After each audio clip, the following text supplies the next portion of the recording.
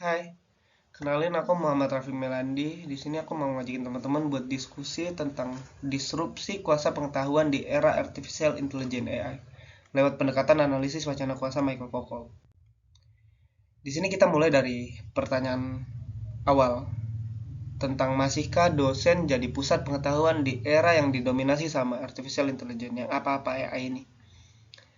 Dulu kita percaya bahwa pengetahuan lahir dari ruang-ruang akademik, disusun rapi lewat riset ilmiah dan disampaikan oleh mereka yang punya otoritas, yaitu para dosen, peneliti, jurnalis, institusi negara. Tapi kini, dengan kehadiran kecerdasan buatan seperti ChatGPT, Perplexity.ai, Behind.ai, dan teman-teman AI lainnya, semuanya mulai berubah. Lantas, siapa yang berkuasa atas pengetahuan hari-hari ini? Karena kita melihat aktor-aktor baru itu bermunculan. Model AI, kreator konten yang jadi rujukan spiritual dan intelektual di setiap platform media sosial yang seringkali kita ikut sertakan dalam kehidupan kita sehari-hari. Dan takutnya itu membuat kita lupa bahwa setiap kecanggihan itu diawali sama hal-hal yang terfikirkan dalam logika yang terus kita kuras dan kita latih hari-hari ini. Dan hal itu memicu kita untuk mempertanyakan juga apakah ini bentuk baru dari demokratisasi pengetahuan atau justru ini kolonialisasi data dalam wajah modern aja. Sebab menurut Foucault, pengetahuan itu sebenarnya nggak pernah netral. Ia selalu berkaitan dengan kekuasaan dan kini kayaknya kekuasaan itu lagi berpindah. Bukan dari institusi ke individu lagi, tapi dari manusia ke mesin. Dalam karya-karyanya seperti Discipline and Punish dan The Archaeology of Knowledge, Foucault juga menolak anggapan bahwa kuasa itu sesuatu yang menindas secara top down. Namun sebaliknya, kuasa hadir dalam relasi yang bersifat menyebar, beroperasi lewat institusi, norma, dan praktik sosial sehari-hari. Kalau teman-teman ingat, waktu itu salah satu menteri dalam kabinet Presiden Prabowo, yaitu Profesor Stella Christie, juga mengungkapkan bahaya teknologi AI dalam satu kesempatan dia. Di mana dia coba untuk nge-challenge AI dengan mempertanyakan satu hal yang imajiner gitu. Dia bikin pertanyaan dan pernyataan yang imajiner, selepas itu dia pertanyakan ke AI, terus AI jawab itu sebagai satu hal yang akademis dan ilmiah. Di saat itu, Profesor Stella Christie nyimpulin bahwa AI itu punya banyak kelemahan, dia suka memanipulasi data juga, dan dia juga punya banyak kesalahan sebenarnya untuk ngungkapin satu ilmu pengetahuan atau coba ngejelasin satu persoalan yang berkaitan sama ilmu pengetahuan. Kita bisa melihat selama ini posisi dosen yang disebut vokal sebagai subjek epistemik yang dominan itu mulai tergeserkan.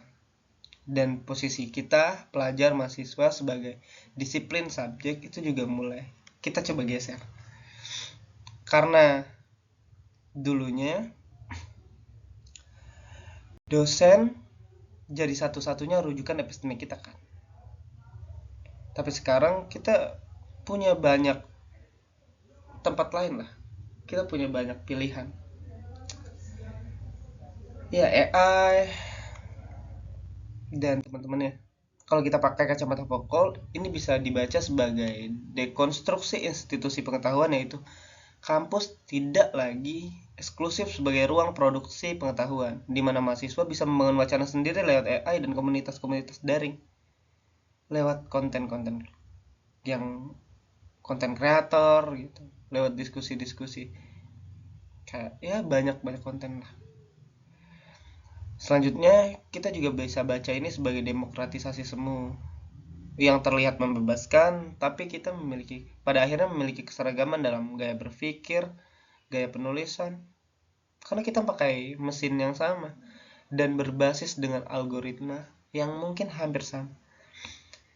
Dan yang selanjutnya ini bisa dibaca juga sebagai kelahiran subjek baru, di mana mahasiswa sekarang bukan lagi penerima aja, tapi juga bisa menjadi pengelola informasi yang dapat memilih, memilah, dan bahkan mengelabui sistem akademik yang udah ada. Dan hal itu micu kemunculan rezim disipliner baru lewat ChatGPT dan teman-temannya. Lantas, siapa yang mengontrol diskursus hari-hari ini?